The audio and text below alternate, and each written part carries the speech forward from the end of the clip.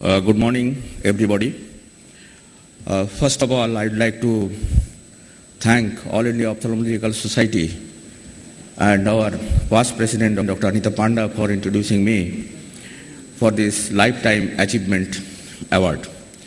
Now, whatever I am going to speak today is my almost 5-decade experience in cornea. I'm going to speak on cornea over the years. My first teacher in ophthalmology, who inspired me to come into ophthalmology, was Professor B.K. Mitra from Calcutta. Then, my teacher and the person who taught me corneal surgery, Professor Madan Mohan from All India Institute of Medical Sciences. Over the year, lot of changes have taken place in the field of ophthalmology and in cornea also. So, if I want to cover this portion in 12 minutes, it's not possible. So, I have decided to take a few issues which I thought that they are important to all of us. From our undergraduate days, we were taught that cornea has got 5 layers. But in a recent report I saw there is a very thin, about 15 millimeter thick layer of cornea which is present between the deeper part of the stroma, 15 micron layer, and that is situated between the posterior part of the stroma and anterior to the Descemet's membrane.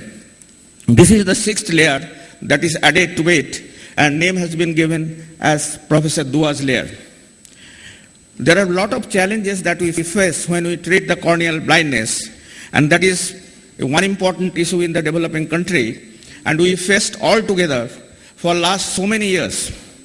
And when we go into the etiology of those conditions, before the 60s we could see that ophthalmia neonatorum, keratomalacia, trachomatis scar, and corneal infection opacities, smallpox and trachoma. Some of this condition was either eradicated completely or controlled to a major extent with the help of the international agencies and some agencies in India, like Trachoma Control Program of WHO and Smallpox Eradication Program of WHO. But when we tackled all this problem, we lead into another aspect. We are left with one of the major problem in ophthalmology, or in cornea particularly, is the keratitis and corneal infection that we see in most of the developing countries, particularly ours. Other causes that added to in over the years in last 3 or 4 decades are the iatrogenic corneal problems. With the introduction of the phaco, with the introduction of the keratorefractive surgery, these complications of keratorefractive surgery and phaco came in, like pseudo-phakic bullous keratopathy and complication of keratorefractive surgery. Like this, you can see some of these patients that we saw in our day-to-day practice. On top of that, of this condition, some of the newer entities also came in, like atypical keratitis and acanthamoeba keratitis. Those are added in the recent last 2 decades. It is expected that by 2020, the corneal blindness will increase to 10.6 million. And most important cause out of it, to my mind, is microbial keratitis. Its magnitude is such that in 1981, in one of the national symposium, we labeled this condition as corneal disaster at All India Institute of Medical Sciences and RP Center. Subsequently, Srinivasan et al., they labeled this condition as epidemic, silent epidemic in the developing world. And most recently, Donald Tang has emphasized this point in one of the meetings. Those days, about 50 years back, there was a problem of diagnosis. It was so limited that we had to diagnose these corneal disorders with the loop and a torchlight. In some of the centers, later on, slit lamp was added, but this was not accessible to everybody. But these days we are very fortunate.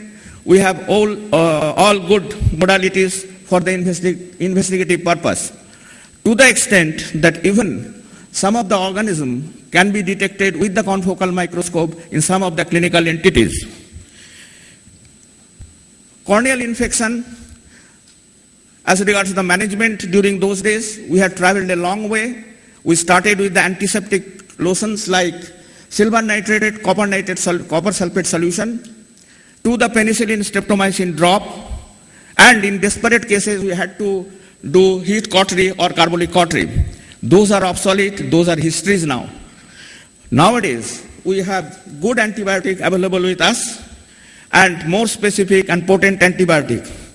But the problem does not end here. We have challenge ahead. The challenge is dealing with the antibiotic resistance keratitis.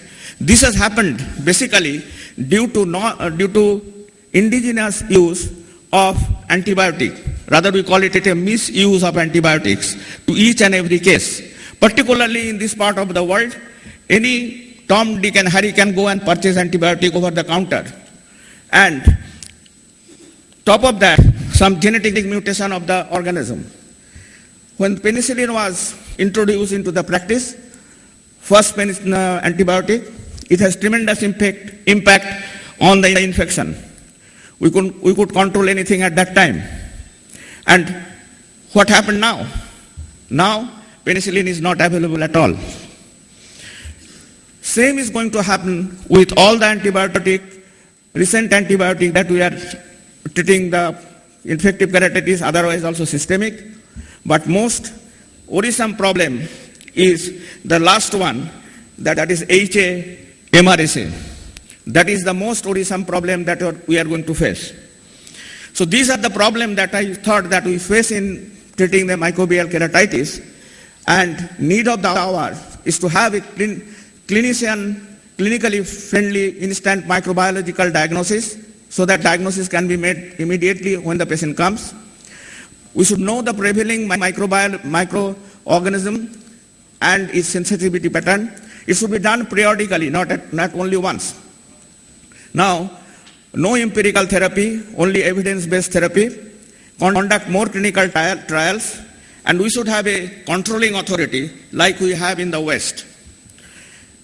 Another problem that has been added to the corneal specialist, is the recognition of the limbal stem cells. Now, the concept of limbal stem cell deficiency came in around 80s. It has opened up an avenue for better understanding and treatment of some of the complex ocular surface disorders. It is helping us in planning corneal surgery, and we have option of limbal cell transplantation. We should start from the beginning in childhood condition, that is spring catarrh or atopic type of disease. We know that recurrent inflammation of the limbal area destroys the limbal stem cell. So active management of these cases may save some limbal cell for the future. This is a condition seen by most of the corneal surgeons in their day-to-day practice, that is corneal ectasia. Corneal ectasia, as we know, is a progressive condition, and if possible, progression can be checked. They present to us in various forms, like keratoconus, pellucid marginal degeneration. Then you can see there are Tedin's marginal degeneration. Finally, some of the patient comes with keratoglobus type of picture. Earlier days, we taught our student, and we also tested the cornea to detect keratoconus was Placido disc handheld. Some of the centers, they had the keratometer, they used it. Whatever I'm speaking in perspective to the Indian condition, whatever we saw in earlier days.